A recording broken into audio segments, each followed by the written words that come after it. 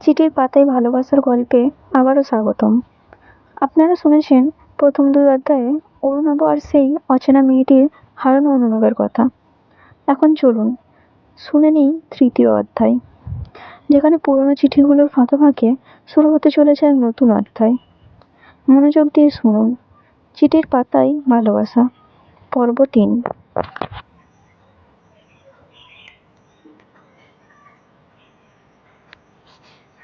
চিঠির পাতায় ভালোবাসা, পর্ব ৩।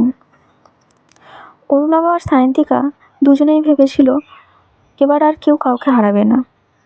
তারা ঠিক করেছিল বইয়ের দোকানটা বড় করবে, একসাথে চিঠির পাতা নামে এক ছোট্ট পাবলিশিং হাউস খুলবে। সব কিছু ঠিকঠাক ছিল, কিন্তু জীবনের পথ সবসময় গল্পের মতো হয় না। একদিন সায়ন্তিকা খুব ক্লান্ত ছিল, চোখে অন্ধকার দেখছিল বারবার। অরুণাভ বলল, চলো ডাক্তার দেখাই। ডাক্তারের রিপোর্ট আসতেই বদলে গেল সব কিছু।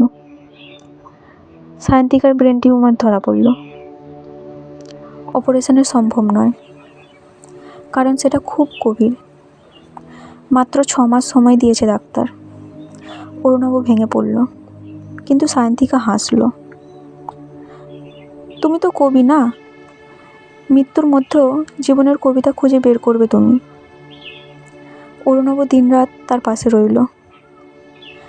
একদিন দোকানে বসে সায়ন্তিকা বলল, আমার মৃত্যুর পর এই দোকানের এক কোনায় একটা ছোট্ট খোপ করে রেখো, যেখানে আমার লেখা সব চিঠি রাখবে। কেউ যদি ভালোবাসা খুঁজতে আসে, সে যেন বুঝতে পারে ভালোবাসা হারিয়ে গেলেও রয়ে যায় চিহ্নে রেখে। অরুণাভ আর কিছু বলতে পারল না।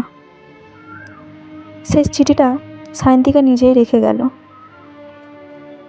তুমি যদি কাঁদো, আমি ভিজে যাব মেঘের ওপরে।